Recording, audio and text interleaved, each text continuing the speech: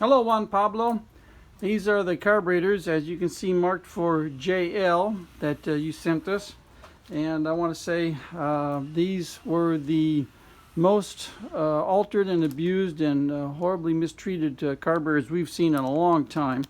Here's a bag of the parts that we took out that were not correct. Somebody had made chokes to go inside the carburetors. The vacuum pods, these parts right here had holes drilled in them and had just been totally altered and abused. And so these carburetors we brought back from the grave. So I want you to be sure to tell whoever worked on these things, or make sure that whoever worked on them never works on them again, never touches them, because we've got these carburetors all set up for you. Now then, when you install the car, I'm going to do these haven't been started for a while. I like to let them sit, and then we check for a cold start. Although at the outside temperatures in the 90s, these is a start where the carburetors haven't run for a while.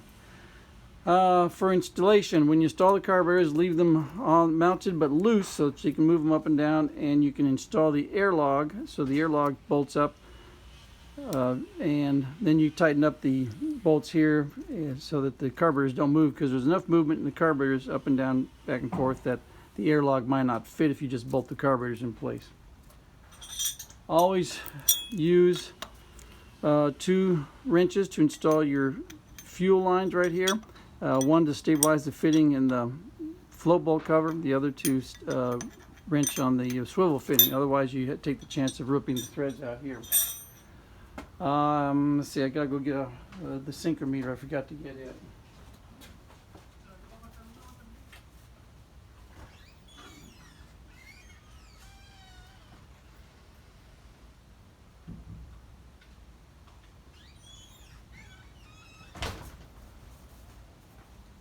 What we're going to use for tuning is a synchrometer.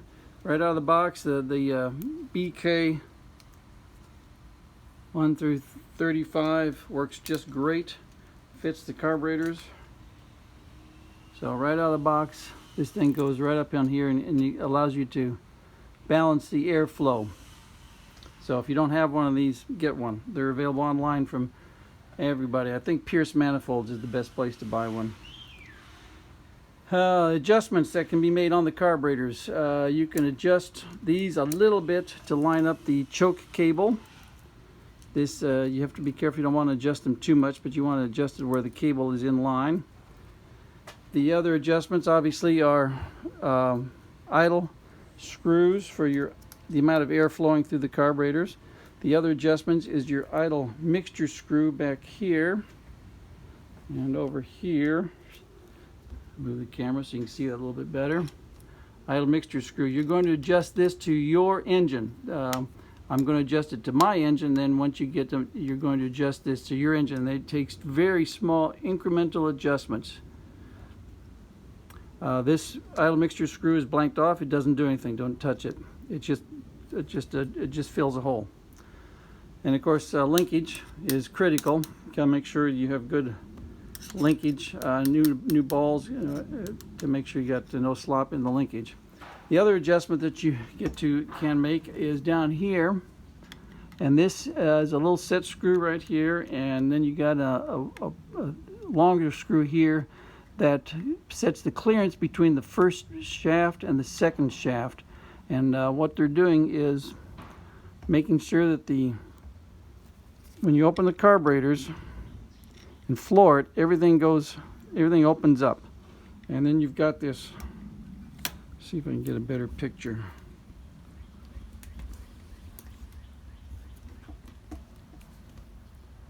Okay, so you floor the carburetors, vacuum opens the second barrel, and you can see this pin opening right here. This pin, in order to close the vacuum, when you let off on the throttle, this screw right here impinges on this pin and artificially forces the second barrel closed. And you want to make sure the clearance between that screw and that pin is such that you don't have excessive play or have no play, because what happens if you have this screw down too hard here, too far down and touching here, it can actually start opening up the first barrel artificially, and so you can't adjust your idle. So right now we're going to make sure we've got more play here. See, moving this thing, see, just a little bit of play, just a teeny amount, so you make sure that you don't have any tension between this part here and the first barrel. And we'll check the second carburetor. That one just got a teeny amount of play. Now then, that's going to change as you change your idle speed right here, because it's all interconnected. Another thing that you can check, but you don't get to adjust very easily when the carbs are installed, is the clearance between the cold start, fast idle, and the levers that operate the choke and the fast idle.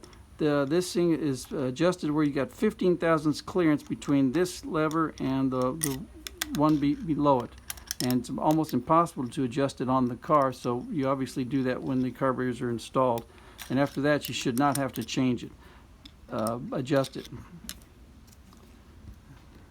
Fresh fuel, very important to have fresh fuel at all times, and filtered fuel. Let's see, what else are I'm thinking about here I need to mention. We're going to be using this for checking our idle speed and adjusting the carburetors. I find it most useful. You don't have to use one, but it's going to visually show you how well these carburetors adjust and how easy they are to adjust. And we're going to be working off of the RPM scale right here. We got the fast and the slow scale. We're using the slow scale for adjusting, which is 400, 600, 800, 1000. All right, and again, like I said, we got cold carbs. Make sure we've got, you can see this on camera. And remember, the only way to adjust these things is when they're fully warmed up. And you can see we had some fuel dripping out of here when I accelerated, so we probably might have flooded it. I'm not quite sure.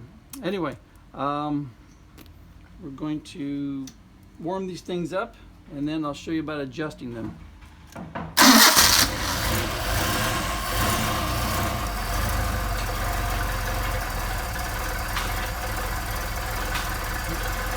I think that's pretty darn good for carburetors that haven't run for several days. So I'm going to warm them up, and then we'll do our adjustments.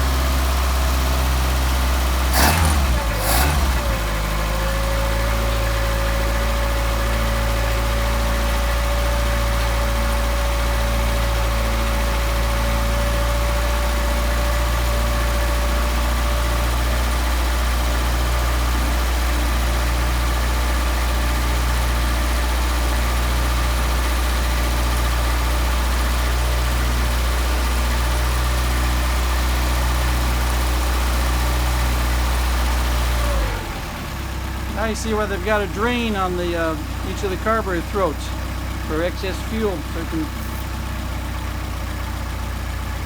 get wicked away from the engine. Now then,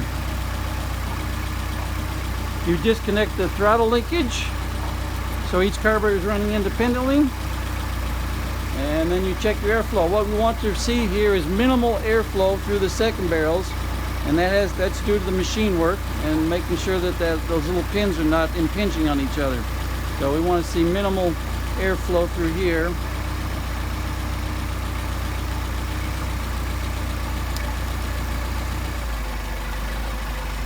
That one's sticking a little bit, so I'm going to adjust the pin to where it impinges on it a little bit more.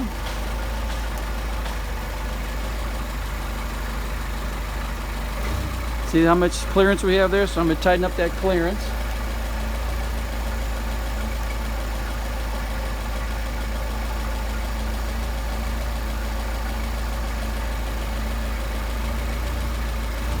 Just a little bit of clearance, not much. Okay, we got that taken care of. Now we're going to check our airflow again. Minimal airflow. From the factory, these things would be running 2 to 3. Our machinist does such a great job, it's just running 1.5. That's running 1, not even 1.5. Now then, we're going to check our airflow through here. We want to balance these, so that's running 6. And that's at 6. Obviously, I've already adjusted these things. And once we've got our airflow, we then adjust our... why the light went on. Anyway, just our mixture screw. We're going to adjust it in until it stumbles, and the engine stumbles, adjust it out until it stumbles, and we get the midpoint.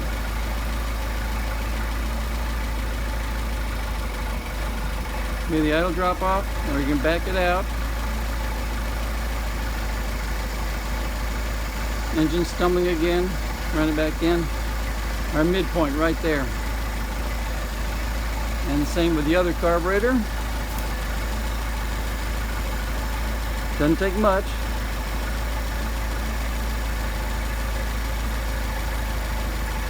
Starting to drop off. Back it out. Starting to drop off again, so we get our midpoint. Now I'm going to show that to you on the tachometer over here.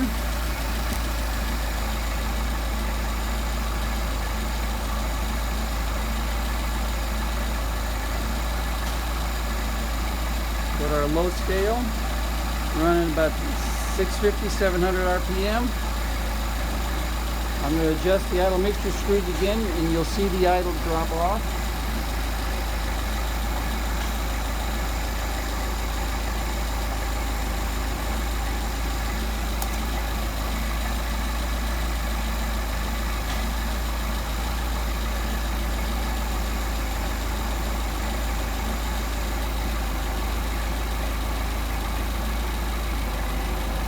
See, we're losing idle. Now we come back out. Now what we want to do is back it out until we get our best idle, but not too far out. Nothing's changed, so just dial it in just a little bit more. So now we've got the idle mixture screws adjusted properly. I'll do the other side right now. Starting to lose idle, back it out, that's just a quarter of a turn. Back it out, we start to lose idle again, so back in 1/8 of a turn. There we go, we got our best idle. Now just for fun, we'll see how low these things will idle.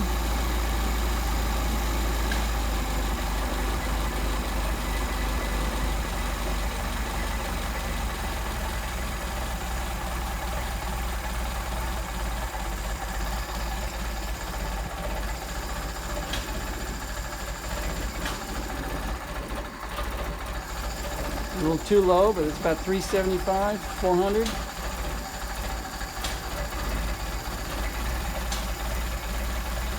So that's the quality of the machine work. Now these things should idle around 750, 700, 750. So I'm going to back these idle screws back up to 750. Let's try that. Check our airflow with our synchrometer. We're running at 6 1/4 there. 6 and change right there. About 750 in terms of our RPM. And we'll come back up here.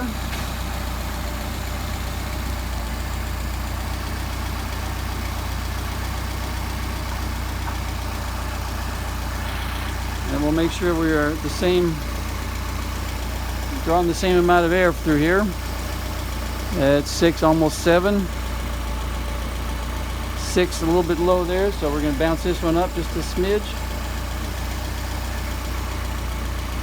There we go, 6, almost 7. 6, almost 7.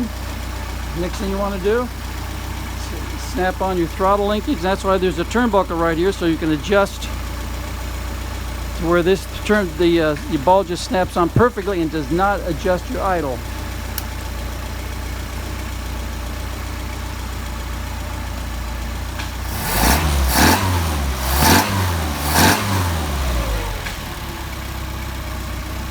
No backfire. If it backfires, it means it's lean. Now we're going to do a hot start.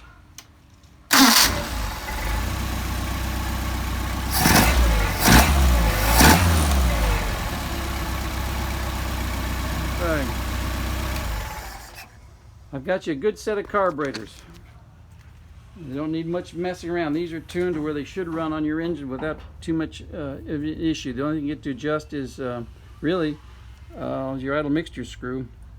Now then, in terms of all the work that's been done, chokes installed that yours were not there. They were ruined, so we had to get some good used chokes put in here. New throttle shafts, new butterflies, all the machine work, and the throats have all been machined to where the throats are round and parallel with the throttle shafts. This machine surface, all the machine surfaces have been machined. We got factory gaskets right here, the red factory gaskets. Got new vacuum secondaries because yours were ruined. I'm going to send back all the old parts so you can show whoever worked on these things what they did to ruin them. So please, these things are fabulous. These are great carburetors, and I think we did a great job for you. Thank you for your patience.